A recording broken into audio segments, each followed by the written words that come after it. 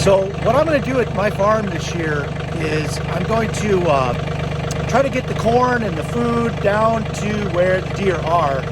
And I planted this 1 acre cornfield here with a broadcast method. I think I talked about, I put down, I believe, about 25 pounds of corn per acre. And it did pretty good, but because it wasn't in rows, I wasn't able to spray it. And not being able to spray it, because I didn't want to knock down a lot of corn stalks, I got a lot of weed competition, and I also didn't get to come back in here and add some nitrogen. So I didn't really get the corn cob production that I was hoping to get. So next year I probably will be putting them in rows because I bought a 2-row planter. I'm going to be able to get my nitrogen down. I'm going to get some good corn growth, but I'm going to let this cornfield, this 1 acre rest. I'm going to put the rest of the corn up on top. I'm going to plant probably 2 to 3 acres of corn, maybe 4, and I'm going to have the edges in something green, probably again summer release mix in the spring, adding a brassica mix in the fall, and have a green edge, corn, green edge. So I'm going to have that green and grain combination.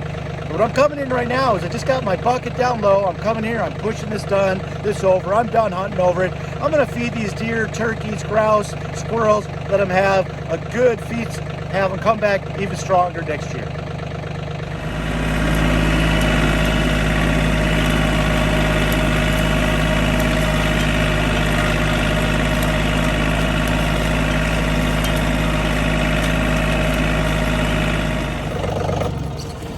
Okay, well guys, if you've been following my vlog here, you guys remember maybe some of the work that I did here at my farm.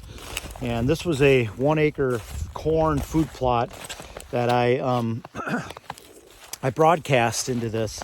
So I did break up the ground with my disc, and then I broadcast with my broadcast spreader, my solo spreader, corn. And I thought maybe I was going to get away with not having to break my soil open a whole lot, and I could broadcast this corn in here and it'd save me a little work and time and effort.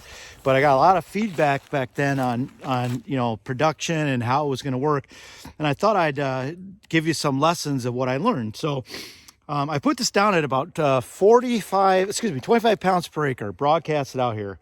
And the challenge with that is I wasn't able to come through here and spray for weeds, and I wasn't able to add nitrogen, so I didn't get as much corn production. I'm gonna look around here. Here's a corn cob.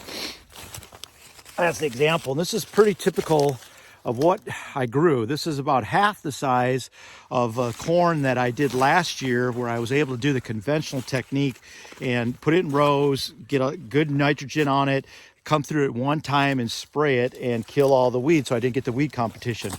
So from a production standpoint, I probably got half the volume, if that, even 25% the volume, for a couple reasons. I didn't get the nitrogen down, I didn't get the weed production, or weed competition killed, and I wasn't able to just get good sunlight to these corn because it was really evenly spaced, unevenly spaced, and it just didn't come in as well. So what's the lesson here? Well, if you're planting corn with minimal equipment and you're doing it for food plotting, I got corn. I just didn't get as much as I did with a conventional equipment. So if you didn't have the equipment and there was the only way you could do it, it might work. I was actually surprised that throwing this corn down in here as seed and then dragging a drag across it to somewhat cover it up is what I did.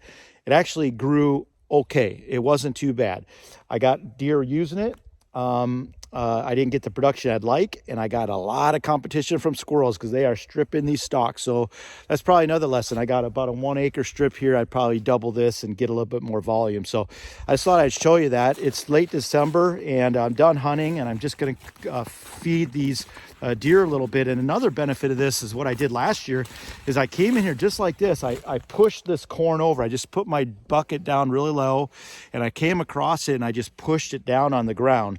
Over the winter, the deer ate it. They deposit a lot of droppings in it for fertilizer.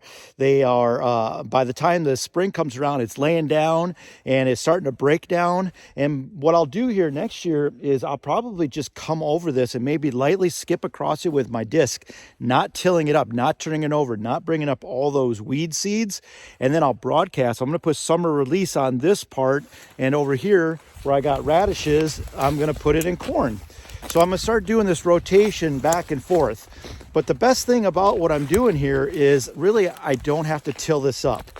I'm going to really leave it undisturbed, and I'm going to get a new flush of growth with the summer release. That's going to help my soil.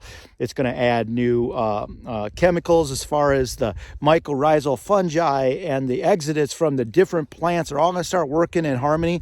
I'm going to let it rest from the corn, which is pretty high intense.